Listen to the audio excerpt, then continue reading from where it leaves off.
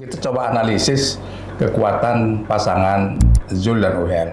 Pasangan Zul dan Uhel ini awalnya kita prediksikan, kita duga Uhel akan mendapat dukungan dari Partai Golkar. Sehingga dengan demikian duet antara Golkar dan PKS ini akan mendulang suara. Tapi di luar dugaan justru Golkar tidak memberikan dukungan kepada Heli. Maka dengan demikian peta perolehan suara, lumbung suara itu menjadi tidak signifikan kalau dilihat dari perspektif Golkar akan memberi dukungan kepada Uhel. Karena ternyata Golkar memberi dukungan kepada Dinda. Nah, ada hal-hal yang menarik memang atau menjadi kendala Zul memperoleh suara. Pertama, yang masuknya ataupun hadirnya Musafirin. Dengan demikian maka yang dulu lumbung suara Zul dan Rohmi atau Zul di KSB sekarang sudah pasti itu KSB itu akan menjadi penyumbang suara dari Musafirin, dan tentu kehilangan besar suara bagi Zul. Zul tentunya bisa saja berfokus kepada sekarang ke Sumbawa, tidak ke KSB. Apakah bisa memperoleh suara mayoritas di suara atau juga di sana ada suara Firin di Kabupaten Sumbawa. Nah, ini menjadi tantangan besar bagi Zul yang didukung oleh PKS, Demokrat, Hanura, dan Nasdem. Suaranya cuma 19 suara dari partai, artinya suara partai itu DPR-nya cuma 19, artinya masih sangat kecil. Kalau mengandalkan dukungan partai, perolehan suara dari partai pendukung. Kecuali kemarin Golkar masuk ke Uhel, maka dukungan secara kuantitatifnya menjadi besar. Ini tantangan terbesar bagi Uhel, maka dukungan secara kuantitatifnya menjadi besar. Ini tantangan terbesar bagi Zul, yaitu kehilangan suara nantinya di KSB dan kehilangan suara di basis-basis beliau baik di Bima dan Dompu.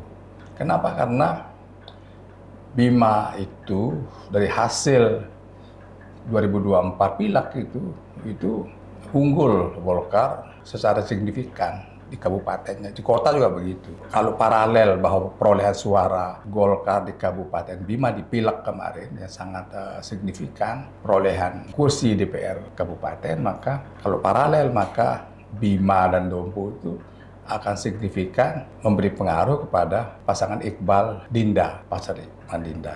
Nah, di sini tentunya dulu ada suara Zul berpasangan sama Rohmi, sekarang kehilangan suara untuk di Bima dan Dompu. Itu analisis kita, kan Dinda ini sangat berpengaruh. Terlihat dari hasil pilek terakhir. Pilek terakhir itu suara Dinda atau Golkar di sana itu 62.545, hampir 50% suara Golkar. Itu dari segi partai politik. Jadi ceruk suara dari Zul banyak kehilangan di Pulau Sumbawa, termasuk di Lombok Timur. Maka dia harus sekarang berusaha bagaimana mendulang suara di Lombok Tengah supaya suara-suara yang hilang di KSB dan kabupaten lain itu bisa tergantikan oleh Lombok Tengah. Cuma tantangannya tentunya adalah sangat besar karena ada calon gubernur lalu Iqbal di Lombok Tengah. Disinilah persaingan antara memperebutkan suara mayoritas Lombok Tengah itu, apakah akan lari ke mendukung Zul plus Uhel atau mendukung Iqbal dan Dinda. Inilah pertarungan dan pertaruhan serta sesuatu hal yang menarik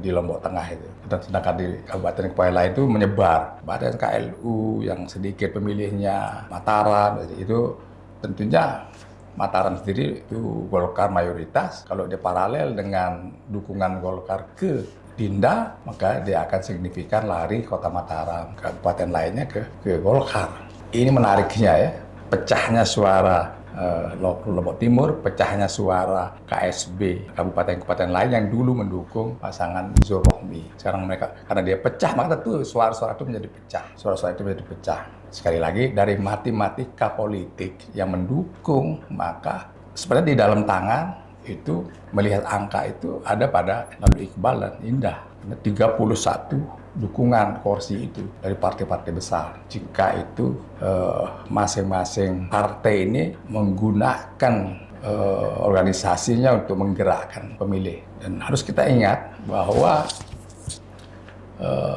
partisipasi politik di NTB ini cukup tinggi. Partisipasi politik itu sangat tinggi. Itu di pemilihnya Dinda di Bima itu partisipasi politiknya tinggi sekali. Sementara pemilih non-Dina waktu itu rendah partisipasi politiknya. Ini masalah bagaimana calon ini menggiatkan pemilih fanatiknya untuk mau datang ke kotak suara. Itu mampu dilakukan oleh Dinda di Bima dan kota Bima. Karena di sana ada anak beliau sebagai kader Golkar yang sekarang duduk mungkin 2 periode ini akan menjadi ketua DPRD di Kota Bima, ketua DPRD yang termuda mungkin. Itu juga perlu diperhitungkan oleh lawan-lawan politik pasangan ini, yaitu bagaimana para pasangan politik ini menggairahkan calon pemilihnya untuk mau datang ke kotak suara. Ini salah satu hambatannya mengapa di Bima itu keunggulan dari Dinda dalam 2 periode beliau, karena partisipasi